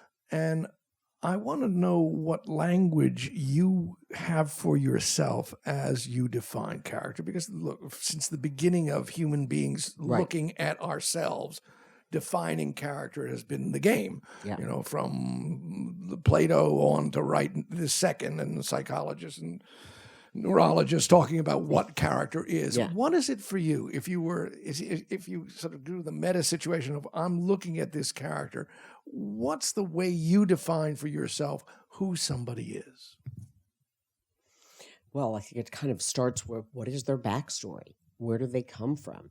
What is all that they're coming into any situation with? You know, obviously, if someone's a villain, no one thinks they're a villain.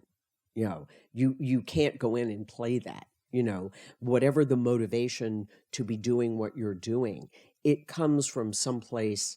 You know, I mean, maybe if you're a serial killer, but again, what's the psychology? So you even understand what that behavior is. You know, but I'm more interested in kind of shades of gray than the black and white of So, character. but you said backstory is one element Yeah. of who somebody is. What are other and this may be, again, this may be more instinctual. This may not be something where you're stepping back like a Well, therapist certainly- might to look at a character. But I'm still interested. Yeah, in, you know, but context too. What is actually going on in that story? You know, what does that character want in that story? What is their objective? Why are they doing this? Why are they behaving that way? You know, I want to understand what in the human condition of that character makes them respond that way. You know, that really intrigues me. You know, and it makes me compelled to want to go deeper. You know, with that character. As you define somebody and understanding who somebody is and what and why they do you also say, oh, I'm just using words, this character works more from her heart, or this character, they work more from their head, or this Right. character is suppressed. I'm just interested in the language in your own mind. Absolutely. I mean, if someone, you know, if there's a disconnect between the heart and the head, you know, that's a big character trait to build on. You know, if someone is all heart, they're going to behave a certain way and be exposed. You know, and if it comes from the head, you know, and that's something that the actor can work with, you know, in a really substantive way. Because you start with the whole body as a dancer and choreographer. Yeah. This is more, if you will, quote, technical directing. But when you're looking at the body, you just said it in terms of what he did in that particular moment. If you're looking at the body in motion or sitting, where is that for you? How do you see the body as an expression of character? And do you deal with that with any actors? It may not be. You know, it's interesting. I think coming out of dance, I feel like all emotion, everything starts in the body for me. You know, or I mean, in the body or the head. But like, if you're upset about something, that your crying doesn't start immediately. You know, usually you don't want to cry. You know, mostly you don't go into a situation where you're dying to cry. You know, so the drama to me is that of trying to, you know, to not cry. You know, so that's a very physical thing. You know, so I somehow go back to that. You know, what is the deep place that humans work from? You know, and you know, can you accept someone else's affection and love? You know, is that character someone who can't deal with, you know, with being the recipient? They can only be the giver, the active one. You know, I mean, like, all of that is forever fascinating to me. You know, you bring up, because of that, the kiss in a scene. How do you deal with that? Well, with like lovemaking scenes, I choreograph it like a ballet. So it takes the embarrassment, because they're never comfortable to do. And obviously, like everyone, you clear the set and you make it as comfortable. It's not comfortable, you know, but I feel like taking well, let's just see what you do. Well, no, that's going to be incredibly uncomfortable, because, you know, you're going to be better served. This is the choreography of the dance. And then those actors can inhabit that, you know. Will you actually say you're going to put your hand here? Yes. You're going to move Yeah, your let's leg? try that. You know, oh, what about if you do this? You know, we'll move over here. Or well, she gets on top here and he'll move her, you know, whatever it is. Yeah. But I think it makes actors feel more comfortable if it's done in a really precise, technical way. Yeah. I agree. Let's take a look at another clip and talk about camera. Sure. Or I should put that in plurals in the word we're in. Plurals, Cameras. yeah. Let's take a look.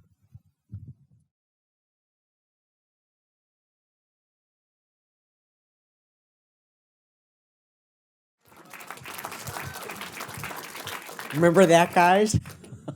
Let me back up here on a second. How many days?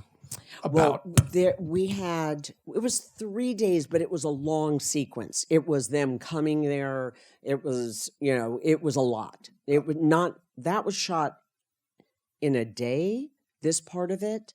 But it was, I mean, again, it was all storyboarded. Oh, got it. Because we had to, And do you remember this? We had David Klein, our amazing DP, and Sunday and I had gone out to this location, Rudersdorf, and we had planned the whole thing. But we were using like twice as much geography. And it came back and it was going to cost, what was it? It's some insane amount of money to do it on the scale that we first planned. And Click said, you can't do that. You got to go back and figure it out in a smaller area. So we get in the car and we go back. And the intention of it stayed the same, but it became a much smaller footprint. And we were using the similar areas because we couldn't afford to do it. But the first part of the scene, which you didn't see, is Sebastian, who was in The Lives of Others, giving this speech because he's giving money to the camp for education and all of that. And that was I shot him doing the speech, which some of it is in there, but mostly it's from Carrie's point of view. Let's look at, there are really two sections here, and I want to examine both of them in terms of your camera. The first section is the section on the ground that ends up with the shooting of the guy who almost does the terrorist. Here's, you've storyboarded this one as well. Yes, but though something happened, because I just remembered this. Do you remember when we were shooting the guy with the vest on, and it wasn't working at all? And I think it might have been you, Sunday, where you said, what if he grabs the girl? Do you remember this? Because it wasn't working. It was like, it felt very stagey. And yes, that was boarded out, but it's a team sport, what we're doing. And it's like the minute he grabbed her and used her as a human shield, it made more sense. I got that. Which was a great idea. Thank Sunday's God. idea here. I'm glad Sunday's there. Yes, thank God. Should be Sunday's thanks. here. There she but is. Definitely, it's like a team sport we're in. So there's some cutaways to other people who are sort of in that crowd. Yes. Were they part of your storyboard? Or yes. Did they were as well? Because it was her watching. Right. She had been told, this is backstory of the scene, that they had an hour in the camp. And they made a deal with Hezbollah, who was guarding the camp, that they had an hour and no more. So he went over that time. So she's looking everywhere, to see what she can see, what she can observe. Talk about how many cameras are you using for for that particular sequence? 5, maybe. So in that sequence that we're looking at. Oh no, I'm not talking about that sequence. It was when the explosion happened. Go back to the sequence with on the ground. I think there were 3. And here's the next question. Yeah. Do you shoot these because of the nature? There is stuff in one direction, there's stuff in another direction. How do you go about using your how we cameras? would do it. Like, so we do the storyboards, and then Klein and Sunday will put them together in terms of the order that we're going to shoot it. Like everything going this direction, we're shooting first. Everything going that direction will be next. It'll be all planned out. Will you plan, just thinking about this, and again, this is about actors and camera. Yeah. But for example, with your main actors, do you prefer to, I know this direction is where my main actor is I'm going to shoot that first? Do that first, yeah. And also with action, I find, for actors, when you're doing all these little pieces, it's really tedious. So I always want to walk the main actors through the whole sequence so they know exactly what the progression is. They're not being told to do this one little piece that doesn't feel connected and they don't know why they're doing it or where it fits in. So I think if they know what the whole is, then you can break it apart. Right, using different lenses, which I think in that first thing, you've got long lenses as well as not long lenses. How's that process? Well, one of the things that we do on Homeland, like people always say, Homeland makes them very nervous, that it's anxiety provoking, and that's very consciously done. So we're constantly switching between handheld and Steadicam and maybe handheld on the dolly or an easy rig. So we talk about this all the time. What is it going to be? What feels appropriate, to that section? And here you've mixed it. Yes. I'm interested in that mix because for some of us, we'll say, "Oh, well, this has to only be handheld." No. And what's your process here with camera? Because each season changes, and as the world has gotten more unstable, most of the time we would stick with one mode in a sequence, and the last few seasons we have been mixing it up because that's even more distressing. I mean, none of it is obvious. It's not handheld and, the camera's not flying all over the place. Hopefully it feels motivated, but yes, within scenes we will mix it up. And in this transition, it's interesting. I'm glad we didn't see a lot of short sighting in this sequence, but I'm interested in that discussion now in terms of the shift in the way we're beginning to see and the way lots of films are being made. For example, short sighting now seems to be more the way someone's going to shoot a dialogue scene than more conventional. Like a huge amount of headroom. Yeah. I think all of these are great tools in someone's paint box. And where are you in making your choices? I think it depends on the content of the scene. Like when I'm talking with Klein about how we're shooting something, we're absolutely talking about, is it going to be handheld? Is it going to be Steadicam? We're going to use a dolly here, and this is why. And will that have been pre-production conversation? Absolutely. Got it. Absolutely. Because on the set, when you don't have a lot of time, we don't have time for that discussion. So you will have walked, let's say this example, with Klein, you will have both been there on location before the actual shooting day. We're planning it. We're going there and doing it beat by beat and taking photographs. The storyboard artist is in LA. And so we would take, photos of the street looking this way. We talk about the frame size. He'll draw, based on that, and then we're looking back this way, it'll be a tighter shot here. It's very precise. Let's talk about the stuff with the cars. Yes. Well, those cars we had, again, this is only a piece of what we shot. I got it, but I'm interested in... Claire Danes does not drive well, and she's constantly having to be like a race car driver. Like, she's from New York, She's a much better driver now, but in the beginning, it was gnarly. Yeah, right? She didn't drive at all. Yeah. So she just looked back. Looking at, again, it's sort of, the shots that you need to create that tension. Yes. You've been learning. You've got a number of chase scenes that you've dealt with over the years now. What have you learned about what makes this kind of scene work? I think I'm only interested in action that moves story forward and tells me something about the character. So for me, that's the most interesting kind of action. Because, listen, I like blowing shit up, but it was more about what the story is about that made it interesting. Her instincts were not to go there, and then it's only her perception of what's going on that made her stop the car. So the car would have blown up. It's an interesting issue. Sometimes people say that if you look at any scene, there's a shot that has to be in that scene. If that shot's not there, the scene's not going to work. Are you in that world, and are you thinking that way? And what shot, for example, in the car chase scene, if you looked at it and said, I know that without that, this scene would not be as good. I mean, I think that if you didn't understand that what Carrie is seeing is that it's been incredibly crowded there, and all of a sudden there's a guy on the top who is with a cell phone running down the side of the hill, and then you see that there's nobody there. Somehow it's been communicated to not be in that area, and it's about her way of seeing that, and knowing something is wrong here. So what's required? What shots do you need to do this? Her and what she's seeing, very subjectively what she's seeing.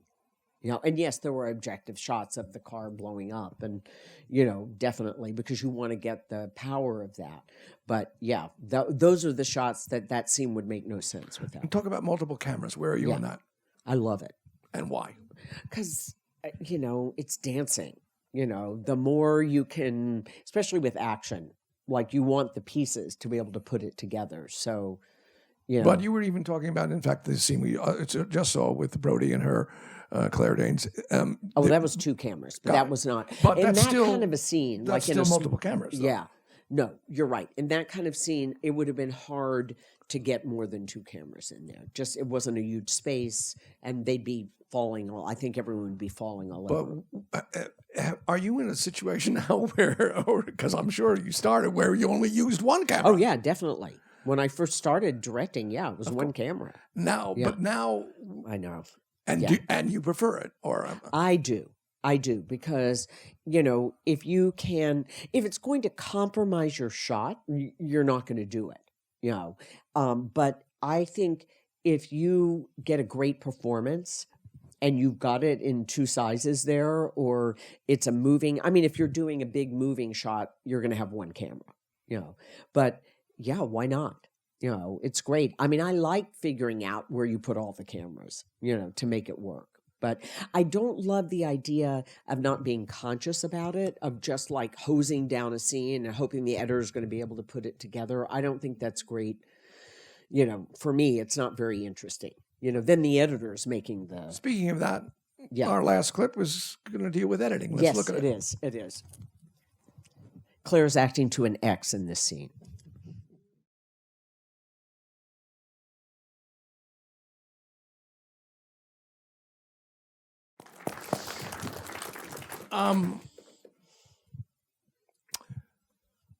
Just a practical question first. Yeah.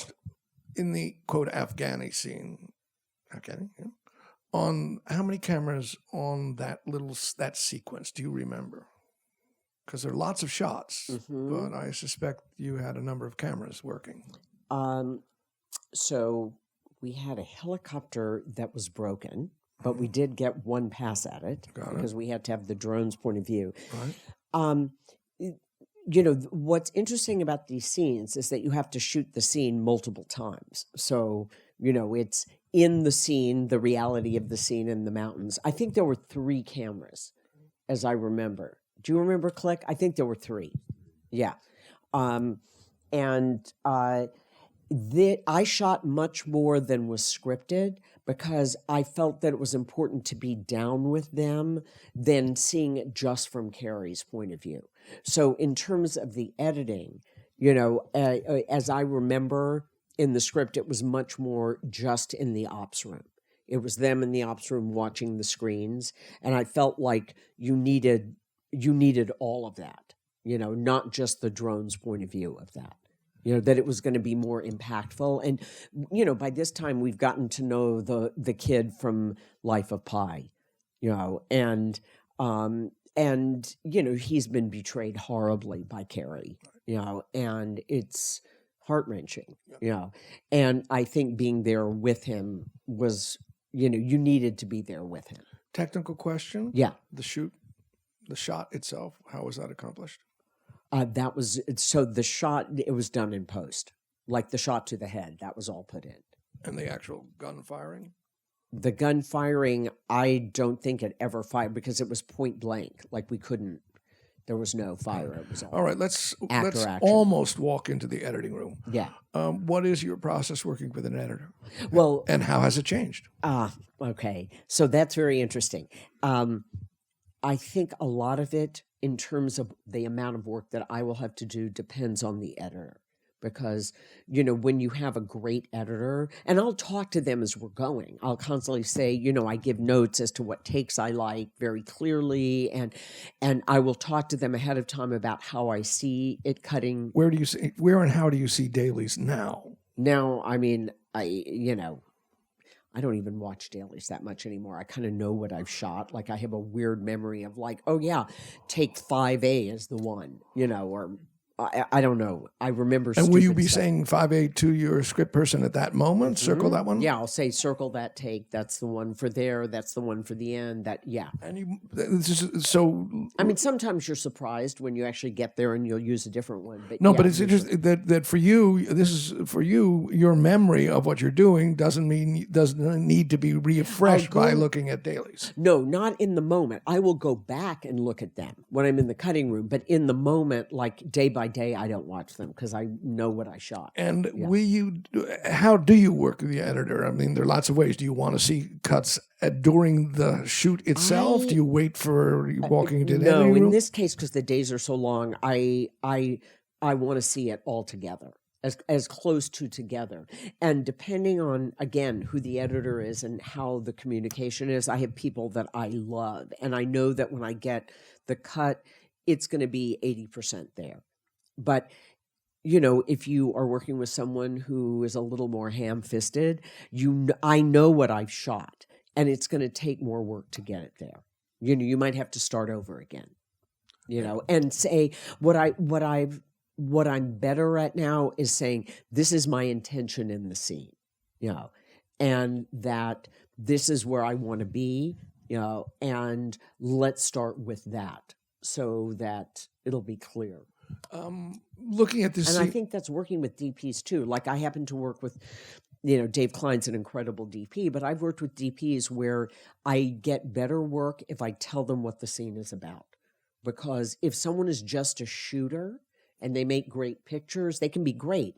But if they know the intention of the scene, then I will go like square one. This is what this scene's about. I'm shooting it this way because of that way, because of what's going on. One of the things that's particularly in editing is, when do you cut to the reaction? Do you cut the reaction before the moment? And this scene actually has 3 or 4 of those moments in it. And I'm interested in whether you're discovering that as you're working with the editor, or you already know, I want to cut to Carrie's reaction. It's discovering it. Yeah, I mean, I can think it might be one way. And then, of course, the final cut, like Alex Ganza will go in and do a cut, as well. So, and sometimes I love what he does. He's very good in the editing room. And sometimes I'm like, nah, no. How do you work? And then I'll call up and I'll win some and I'll lose some, and I'll try to make a good case. I never try to come at it from the shot point of view. I try to come at it from the emotional point of view. And, so yeah, I mean, it's definitely a team sport. But yes, I think some of that was discovered in the playing of it, of where you need to be, because it's really powerful to be there for the shot. But where do you want to be with Carrie, when she sees it, so there's some playing around with that when you're shooting it from multiple points of view. The discovery process, sometimes when a director is looking at, quote, that first cut, they have a really difficult time. Oh, it can be horrifying. Where are you? Well, it depends on who's cutting it. It depends on who's cutting it, because there's one editor that we're just in sync. So, and I talk to him as we're shooting. So I talk to him every day. But I know it's going to be pretty close. Like, it's not going to be totally off. But I've certainly walked in, like my first short film, I was a new director, but my first short film, I knew what was there, and I came in and I saw the first cut and I went to the bathroom immediately, and I was just like, oh my God, this is a disaster. And then I realized, wait a second, I know this is all here. It's just very unclear what story is being told. And then you just start over. In terms of rhythms of scenes, how do you approach that very subject? To me, it feels musical, like dance related. So, That's It's interesting you said music because I was thinking, for example, the Homeland sequence that had the car chase has this, this drum beat that really does drive to a lot of that scene. Where are you in relationship? And I mean, it's tougher. To music? By the way. Yeah, it's much I don't tougher. want the music to lead the emotion. I think Sean Callery, who's the composer on Homeland, is incredibly gifted. And, I think, with the action piece, the good driving rhythm, but I don't want to lead the emotion. Do you want your editor? I understand that. Do you want your editor, though, when she they're showing you that first cut, to have put music in? Yeah, well, I think they usually do. They want to show it in a way that, I mean, I've had things presented both ways, where there's no music. But usually for when they screen it for me, they'll put in music. Where are you about that? I'm okay with it. I mean, sometimes it's distracting if it's not the right piece, especially because they're going to be using something temp. So,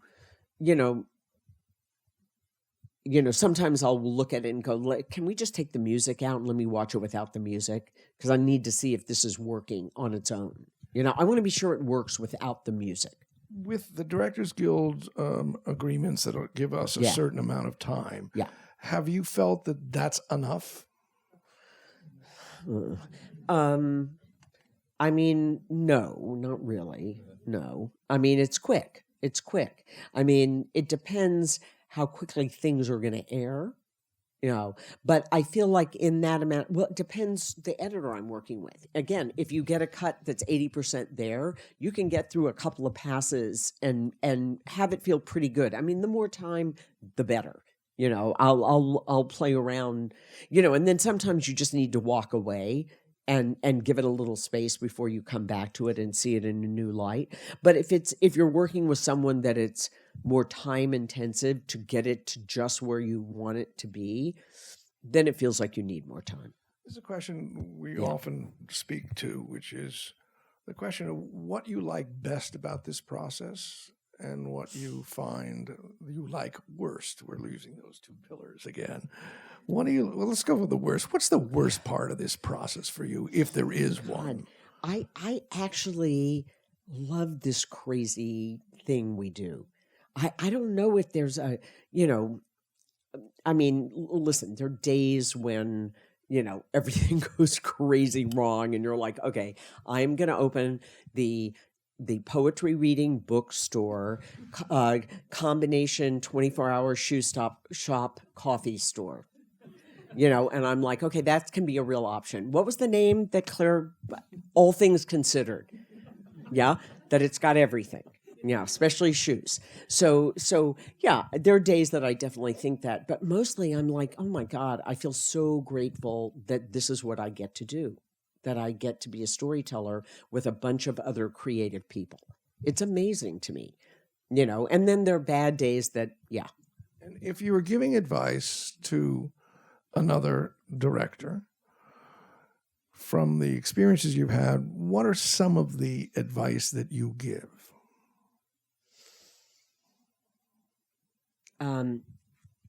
I think that, we all have to be incredibly tenacious to be able to do this, but that you want to be sure you remember the joy, because there is something about what we get to do as storytellers that truly is amazing. And I think in how difficult it can be, you can forget that, So I know that probably sounds hokey, but I really actually mean it. And I think no cannot be a possibility. Not that you listen, we all have to make compromises, budget and, everything. But I think you have to know what to fight for. And, we all have to play well with others.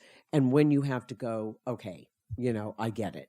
I'm not going to be able to have all of it, but I'm a little bit like, if there's something I really want, I'll kind of hang on, like a dog biting on your leg. You're trying to shake it off, but it just doesn't go away. Do I do that? You He says with great exhaustion. It's clear that it's clear I chose the right card this morning of The right card? the High Yeah. Priestess. Well, I would like to ask, like Sunday and Mitch, who we work with, who is our technical advisor, who an incredible storyteller, who with all of our military sequences are action, so that we keep it like realistically real. Well, first He's of all, been thank amazing. you three for helping her and be guys- part of yeah. this team. Michael Click, Mitch Hall, Sunday Stevens, who are just amazing, amazing. Yeah. And I'm really glad that you asked your three collaborators to be here, because this is a recognition that you know that we don't do this alone. But Yeah. the real thing is there is a director. Yes. And There you has to are be. one of the best out there. And it's an honor to have you share some of your secrets with us. Thank you very much. Yeah. I just want to keep doing it with all of these amazing people. Thank you, Jeremy. Thank you, everyone.